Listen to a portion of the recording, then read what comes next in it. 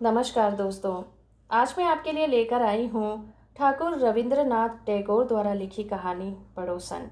अगर ये कहानी और मेरा प्रयास आपको अच्छा लगे तो आप इस वीडियो को लाइक, शेयर और चैनल को सब्सक्राइब करना बिल्कुल मत भूलिएगा। मेरी पड़ोसन बाल विधवा है। वो मानो शरद ऋतु की ओस से भीगा हुआ हर श्रृंगार हो। सुहाग रात की फूलों की सेज के लिए नहीं, वो केवल देवी के पूजा के लिए उत्सर्गित थे। मैं उसकी पूजा मन ही मन किया करता था।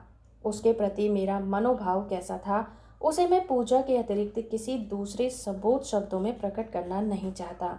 दूसरों के सामने कदापि नहीं, अपने प्रति भी नहीं। नवीन माधव मेरा बहुत ही घनिष्ठ एवं प्रिय मित्र है। उसे भी इस बारे में कुछ मालूम नहीं है और इस प्रकार से मैंने अपने अंतरतम में जिस आवेश को छुपाकर निर्मल बना रखा था, उसके लिए भीतर ही भीतर गर्व का अनुभव भी करता था। किंतु पहाड़ी नदी की नाई मन का वेग अपने जन्म शिखर से अंधा नहीं रहना चाहता। किसी भी रास्ते को अपनाकर वे बाहर निकलने की कोशिश करता है और इसमें अगर वो सफल नहीं हो पाता तो भीतर ही भीतर वेदना को उत्पन्न करता रहता है। इसलिए मैं ये सोच रहा था कि कविता में मैं अपने भाव प्रकट करूंगा, लेकिन कुंठा की मारी लेखनी ने किसी तरह से भी आगे बढ़ना न चाहा।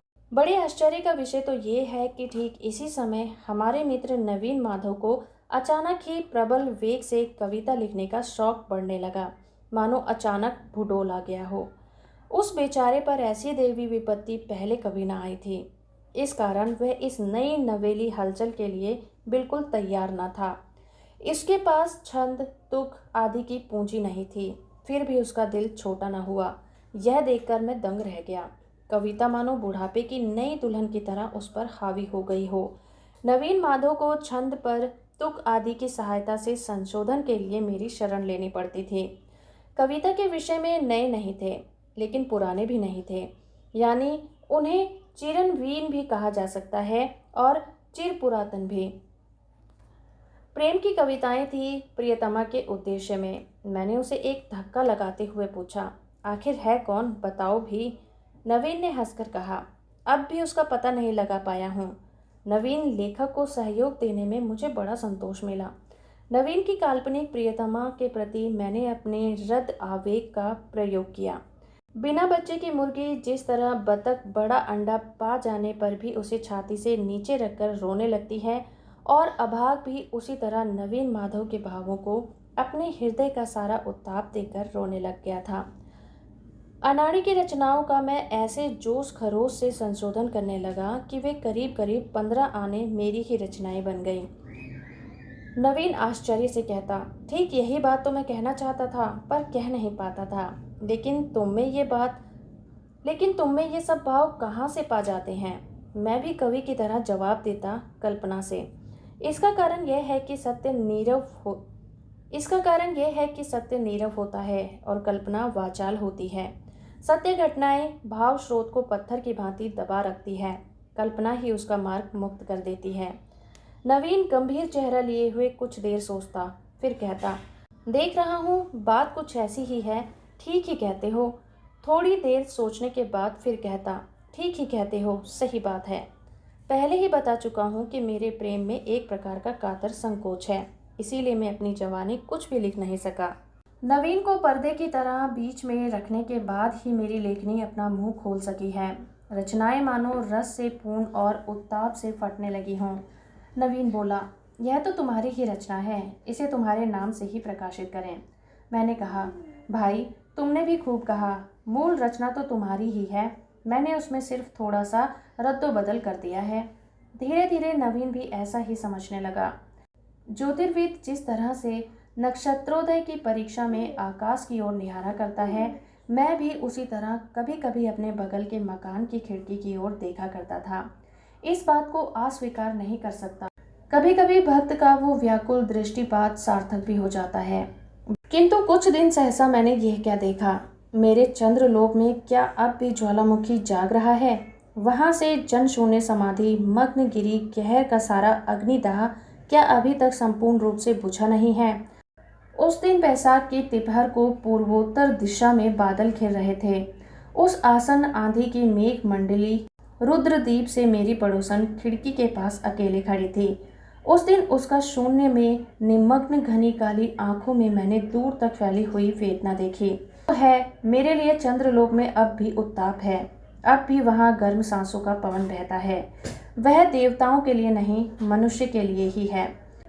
उस दिन उस आंधी के प्रकाश में उसकी दोनों आंखों की विशाल व्याकुलता व्यग्र पक्षी की नाई उड़ी चली आ रही थी। स्वर्ग की ओर नहीं, मानव हृदय के नीर की ओर हो। उत्सुक आकांक्षा से दीप उस दृष्टि को देखने के बाद मेरे लिए अपने अशांत चित्त को काबू रखना मुश्किल हो गया था। तब फिर केवल दूसरे की कच्ची अनपढ़ कविताओं के संशोधन से मन नहीं भरा। मेरे अंदर भी किसी प्रकार का काम करने की चंचलता पैदा हो गई। तब मैंने ये दृढ़ निश्चय कर लिया कि बंगाल में भी विधवा विवाह प्रचलित करने के लिए मैं अपनी सारी प्रचेष्टा का प्रयोग करूंगा। लेकिन व्याख्यान और लेख लिखकर ही नहीं, आर्थिक सहायता देने के लिए भी मैं आगे बढ़ा। नवीन मेरे साथ बहस करने लगा। उसने कहा, एक पवित्र शांति है। एकादशी की धुंधली चांदी में प्रकाशित समाधि भूमि की तरह उसमें एक महान रमणीयता है। क्या वो विवाह की संभावना मात्र से नष्ट नहीं हो जाएगी? ऐसी कवित्व की बातें सुनते ही मुझे गुस्सा आ जाता है। अकाल में खाने के अभाव से जो व्यक्ति घुल घुल कर मर रहा हो, उसके पास भोजन से हट्टा कट्टा कोई आदमी आकर अगर भोजन की भौतिकता के प्रति अगर घृणा प्रकट करता हुआ फूल की सुगंध और पक्षियों के गीत से उस मुरमुट का पेट भरना चाहे तो वो कैसा लगता होगा। मैंने गुस्से में आकर कहा, सुनो नवीन, कलाकार कहते हैं कि खंडहर का भी एक सौंदर्य होता है, लेकिन किसी घर को केवल चित्र के रूप में देखने से ही काम नहीं चलता, चूंकि उस घर में रहना पड़ता है। कलाकार कुछ भी कहता रहे, उस घर की मरम्मत जरूरी है। वैभव के बारे में दूर बैठकर तुम चाहे कितनी ही कविताएं लिखना चाहो, किंतु यह सब तुम्हें याद रखना चाहिए कि उसमें आकांक्षाओं से भरा एक मानव हृदय अपनी विचित्र वेदना के लिए वास करता है। मेरा ख्याल था कि नवीन को मैं किसी भी तरह से अपने दल में नहीं खींच सकूंगा, इसलिए उस दिन ज़्यादा गर्मी के साथ मैंने बातें कर दी। लेकिन सहसा मैंने देखा कि मेरे भाषण के अंत में उसने एक गहरी सांस ली और मेरी सारी बातें मान ली। मुझे और भी बहुत सी अच्छी अच्छी बातें करनी थी, पर उसने उसका मौका ही न दिया। लगभग हफ्ते भर के बाद नवीन ने आकर कहा, तुम अगर मदद करो तो मैं खुद विधवा विवाह करने को तैयार हूँ। मेरी समझ में यह बात आ गई कि उसमें प्रियतमा काल्पनिक नहीं है। कुछ अरसे से वह एक विधवा नारी से दूर से प्यार करता था, पर किसी से उसने यह प्रकट नहीं किया। जिस मासिक पत्र में नवीन की उर्फ मेरी कविताएं प्रकाशित होती थीं, वे पत्रिकाएं ठीक जगह पर पहुंच जाया करती थी। वे कविताएं व्यर्थ नहीं गईं। बिना मेल मुलाकात किए ही हृदय आकर्षित करने का यह उपाय मेरे मित्र ने ढूंढ लिया था। लेकिन नवीन का कहना है कि उसने कोई षड्यंत्र कर ऐसी तरकीब निकाली हो, सो बात नहीं। यहाँ तक कि उसका ख्याल था कि वह विधवा पढ़ना भी नहीं जानती। मासिक पत्रिका बिना मूल्य विधवा के भाई के नाम पर भिजवा देता था। यह केवल मन को तसल्ली भर देने का पागलपन था। उसे ऐसा लगता था कि देवता के लिए पुष्पांजलि चढ़ाई जा रही है। वे जाने या ना जाने, स्वीकार करे या फिर ना करे। कई बहानों के जरिए विधवा के भाई ने नवीन से मित्रता कर ली थी। नवीन का कहना है कि इसमें भी उसका कोई उद्देश्य न था। जिससे प्रेम किया जाए उसके निकट संबंधियों का संग भी मधुर लगता है। अंत में भाई सख्त बीमार पड़ा तो इस सिलसिले में बहन के साथ उसकी भेंट कैसे हुई, यह एक लंबी कथा है। कवि के साथ कविता में वर्णित विषय का प्रत्यक्ष परिचय हो जाने के बाद कविता के संबंध में दोनों में बड़ी चर्चा हो चुकी थी और यह चर्चा छपी हुई कविताओं में ही सीमित थी, ऐसा नहीं कहा जा सकता। हाल में मुझसे बहस में हारकर नवीन ने उस विधवा से मिलकर उससे विवाह का प्रस्ताव किया। पहले पहल उसे किसी प्रकार से सम्मति न मिली। तब नवीन ने मेरी सारी युक्ति का प्रयोग कर और उसके साथ अपनी आंखों के 2-4 बूंद आंसू मिलाकर उसे संपूर्ण रूप से हरा दिया। अब सब कुछ तय है, केवल विधवा के अभिभावक यानी उसके फूफा कुछ रुपया चाहते हैं। मैंने कहा, अभी लो।